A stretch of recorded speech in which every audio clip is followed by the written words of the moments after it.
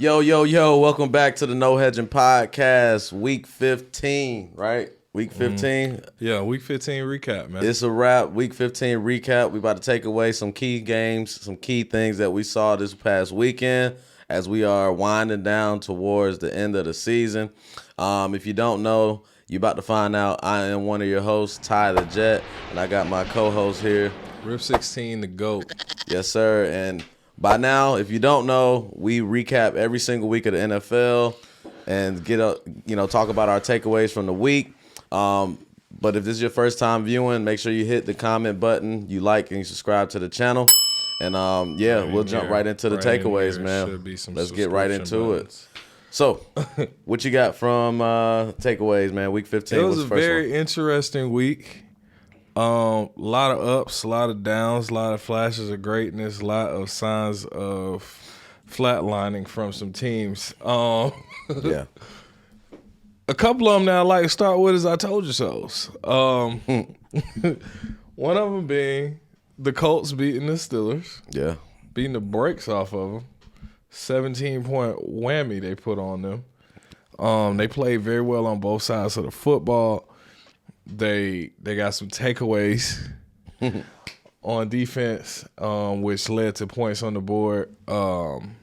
And Pittsburgh, this is one of those teams that's showing signs of flatlining. You know, Tomlin, he got on there and said, we're just not playing good football, and he takes accountability for it.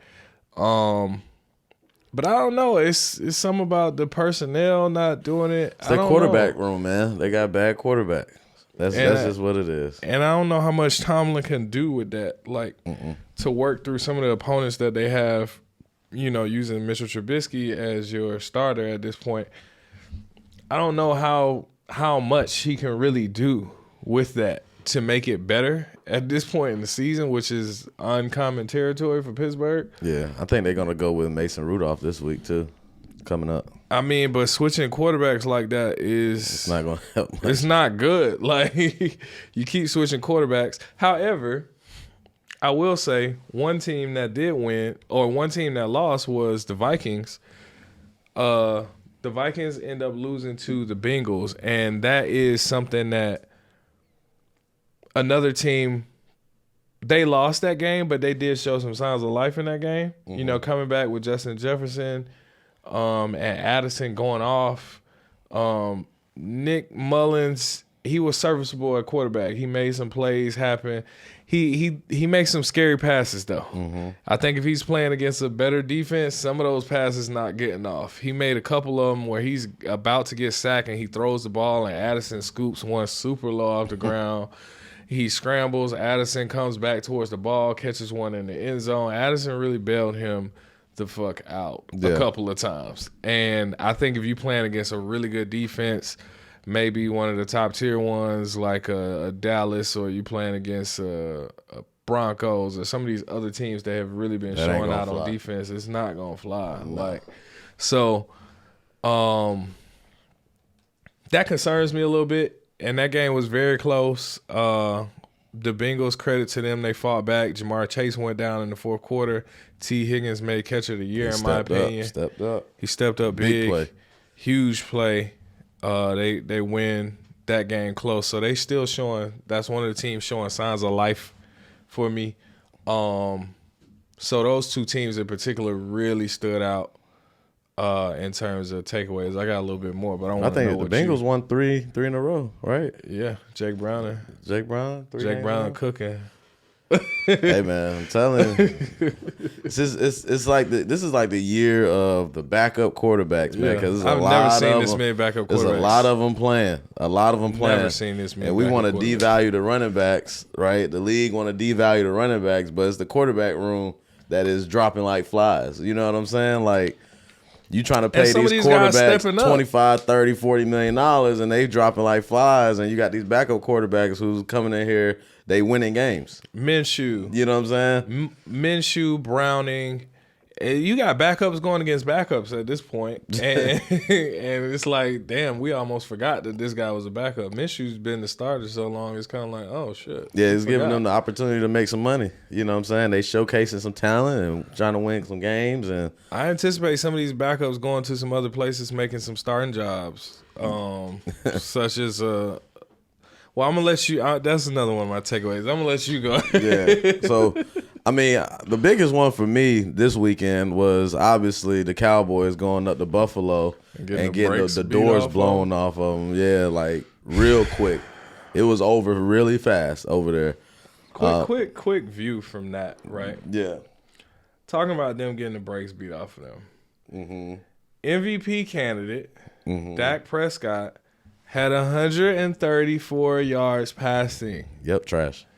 Nothing. Top tier defense. First of all, and somehow Josh Allen didn't even have 100 yards passing. Because James Cook had 179 yards rushing on supposed to be the best defense in the league. Mm-hmm. How do you give up that many yards on the ground to the point where the starting quarterback on the other team doesn't even get 100 yards passing and blow you out? Yeah, that was like one of Dallas's like main problems on the defensive side, even last year, because that's why they went and drafted the defensive tackle from Michigan to kind of shore up that middle, so people won't run down their throat like that. Like they knew that was like one of the weaknesses on their defense. So for them to still allow, damn near 200 yards rushing from James Cook, on a game of that magnitude, it's a big problem. It's crazy, but. We noticed, over the course of the season, like Dallas playing better teams, especially on the road, they aren't the same team as they are if they're playing at home versus, the New York Giants or whoever the fuck you want to, determine. Right. Whoever, one of those sub 500 teams. Right. And we've been talking about it, I've been talking about it for the past couple of weeks. It's like, all right, Buffalo's desperate, man. They dug themselves a hole early. And they started, after that bye week, they had a tough schedule and they had like some legitimate opponents that they needed to get these wins against. Right. You know what I'm saying? They win Arrowhead, beat the Chiefs. They almost beat the Philadelphia Eagles in overtime. Almost. You know what I'm saying? Then they got the dub against Dallas. You know what I'm saying? So it's like these are legitimate teams that Buffalo is really trying to fight and get these dubs so they can get into the playoffs because they set themselves back so far early on. So I think Buffalo still finds a way to make themselves, in the playoffs picture. You know what I'm saying? Yeah, I mean, they definitely in the mix at this point because, I mean, that these last few games that they've managed to stick in and fight through have, made them climb up the charts and the rankings some in terms of their position for the playoff picture. So, I mean, I think at this point they got a real good shot at making it, especially at some of the losses that we've seen over this past week. So, they definitely got a shot, man. And they're a dangerous team with 3 more weeks to play. So, that's definitely somebody to watch and look out for. Another one of my personal takeaways is my 2 teams, right? Mm-hmm. First of all, I don't know how the Falcons lose to Carolina and do some terrible clock management and it's just a lot of things went wrong, and it's just like you lose to Carolina at a game where basically nobody's at. It's a whole bunch of. That's what I was say. I didn't watch that game, and it sounds like nobody in Carolina watched it either. It didn't. The stands was empty. I heard the tickets were dumb cheap, like less than $10. I heard they had some tickets. Had to be crazy. I never seen an NFL stadium like that. Yeah, it was terrible. The city has abandoned the team, and you go out and lose to those guys. Like that's crazy. The fans don't show up. And this is the game they finally fucking win. That's nuts. So, yeah, it's just the fact of losing to Carolina, bro. It's really no excuses for that. I heard it was a ranking that had Desmond Ridder as now the worst quarterback in the league. I think before that it was Bryce Young, so I guess he passed the throne. Wow.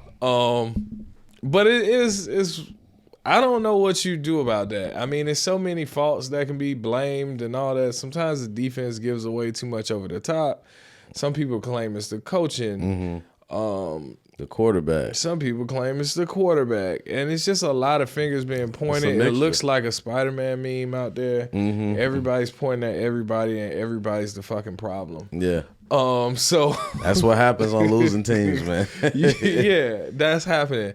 But on the flip side of that, another losing team that is unfortunately one of my teams is the Chargers.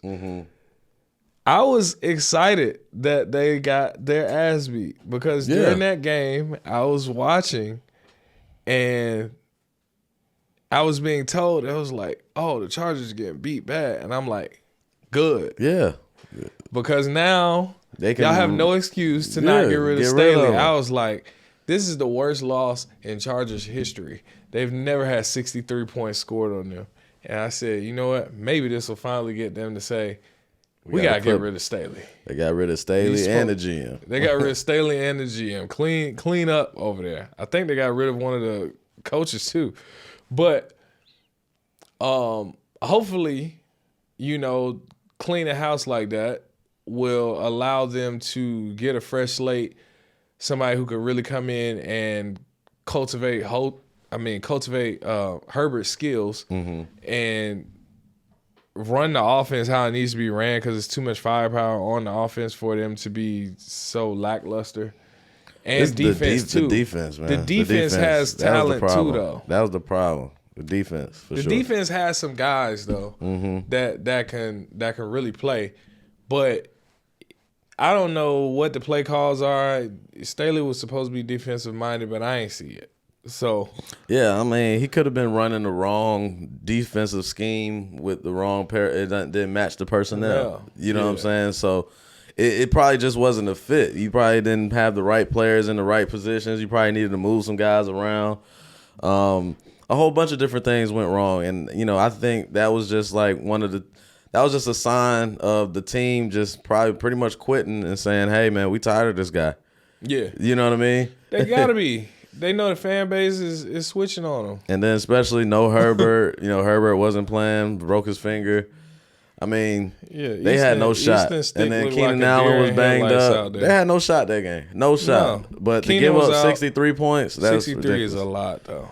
I mean, even if you lost, I think the fact that the defense gave up 63 is even a bigger message. We all expected them to lose that game. With no Herbert, Keenan Allen. They had some stupid scores and some pick sixes and stuff like that. So, but they just ran through the defense too. Yeah, Devontae Adams had 100 yards receiving that game. They dominated. And Josh Jacobs was out. And they still got 63 without their starting running back. Get out of here. Like, they were passing after they were up. Like, they didn't care because they know they could do it. So, to me, I'm just like, nah, bro. I'm glad that happened. On the flip side of that, though, the Raiders might be in a good position and have a full-time coach at this point. Yeah, Antonio Pierce. He seems like he's doing a good job over there. Leader of men, you know what I'm saying? So, I mean, maybe they need to keep him. Take the interim go ahead and sign him up. At this point, I think he's doing a good job, phenomenal job. Yeah, go ahead and sign him, man. Yeah, man. Another one of mine is obviously Monday night, Eagles Seahawks. Eagles take another L, man. This is the third one in a row. The alarm bells are ringing right now for Philadelphia. Yeah, the alarm bells are ringing right now for Philadelphia. What is the problem? What's the issue? I mean, the main thing I see, and like we've been talking about, is their defense, one, not generating that pressure like they used to generate last year, and then their secondary is getting cooked. So when you have your defensive line not generating the pressure, not creating as many sacks, you're putting pressure on your secondary. And your secondary is full of older guys, Bradbury, Slay. You know what I'm saying? You got older guys back there, Kevin Byard. These dudes are, and they damn near in their 30s. And they're not stopping the run either. Right, that's what I'm saying. So they're not stopping anything. You can't give up both. On top of that, you got Jalen Hurts turning the football over too, right? So when you're turning the football over and your defense isn't stopping anybody, then that's not a formula to win games.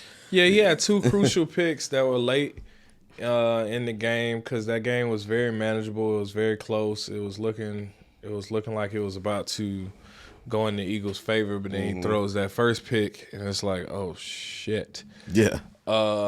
Ruined my field goal kicker prop. But throws that first pick. They get the ball back. I already know that they're going to come down and score at this point. And I was watching the game, one of our homies.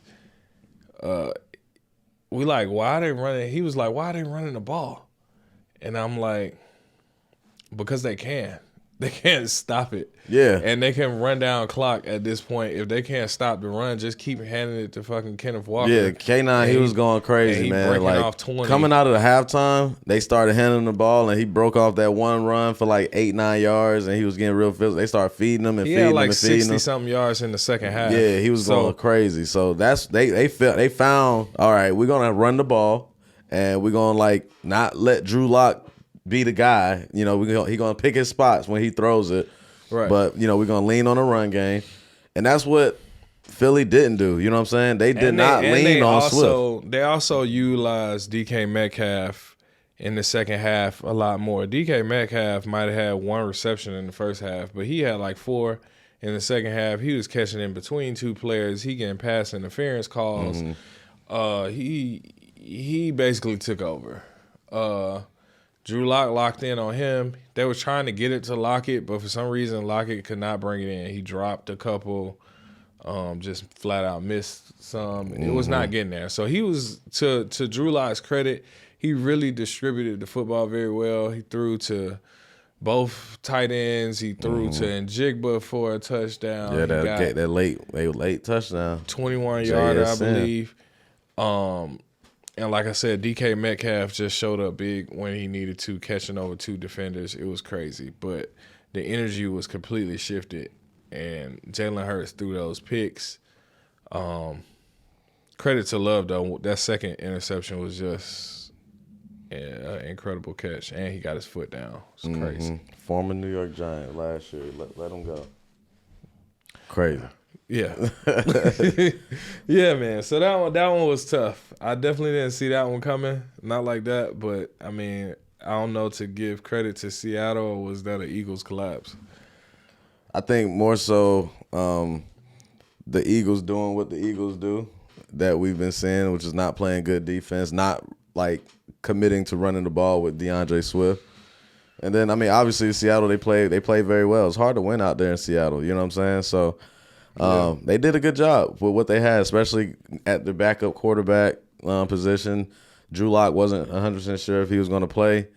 So, you know what I mean?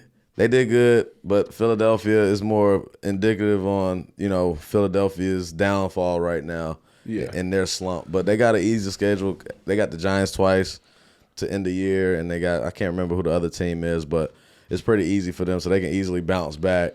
Hey, well, they just lost to Seattle, and they supposed to win that game. So I'm not gonna put it past the Giants' defense to do something to disrupt them. I just don't know how much offense the Giants are gonna generate, but we'll see because they're giving up yards left and right. So yeah, and I got 2 more takeaways. Really, this kind of goes hand in hand. The NFC South division still up for grabs. I think the Atlanta Falcons kind of knocked themselves out, but I think it's going to be a battle between Tampa Bay and the Saints, especially with them getting wins this weekend. Yeah. And Atlanta losing this weekend. That and really they're going hurt against them. each other. Yeah, so in week 16. So yeah, I think it's going to be a nice battle then. Still up for grabs. And then also week 17, I'm sorry, they go against each other week 17, but the Saints and the Buccaneers. And then also like the AFC South, right? The Colts winning games consistently, the Jaguars losing games consistently. They in it. That opened the door for them. And then, you know, because that opens it up for the wild card spot, right? So the Bengals could possibly slide in. The Bills could possibly slide in. You know what I mean? So it's some opportunities there for Broncos, some teams to jump Browns, in. It's a lot of teams, but it's like 4 teams that's 8-6. And 3 of them in the NFC South. Right, so it's a lot of people. AFC. Sorry. It's a lot of people knocking on the door, you know, trying to get in. Like I said, the Jaguars on that losing streak opens it up a lot for the guys in the AFC South, especially with the Colts winning and, you know, the Texans winning and, you know, a close game this weekend as well. So it's a lot to stop. It's still a lot to kind of work around and kind of figure out. But all these games right now is winding down to see, who's trying to get in, who's out. So it's exciting, man. I love it. Definitely exciting time in football, man. It's definitely a lot more to watch. Definitely a lot more to stay tuned to. So y'all gotta stick in, man. But I think that's the main takeaways from this week. I mean, the other teams kind of did what's expected. The Ravens beat the Jags, but I expected that. The 49ers beat the Cardinals by a large margin. Kind of expected that. The Chiefs bounced back and beat the Patriots. I expected that. So, I mean, that's why I said some teams are coming to life, some teams are flatlining. Jets, 0 points, goose egg against the Dolphins without Tyreek Hill. That's Nuts. But at the same time, the Dolphins are a better team, in my opinion. And the defense started clicking at the right time. Yeah. That was another thing I wanted to give the Dolphins some credit for. But that's the main takeaways that I have from, week 15, man. I hope y'all are locked in. I hope y'all are taking all of this into consideration before placing your wagers, because it's madness, chaos, destruction, devastation, possibly. But we're going to hop right back in week 16 and try it again, because that's what we do. So y'all stay tuned for the rundown coming up next. Yep. Make sure you like, share, comment, subscribe. Show this video some love so we can show y'all some more love coming back to you. And we'll be back, man. Y'all come spin the block and come hang out with us again at the No Hedging Podcast. You know what it is. Peace.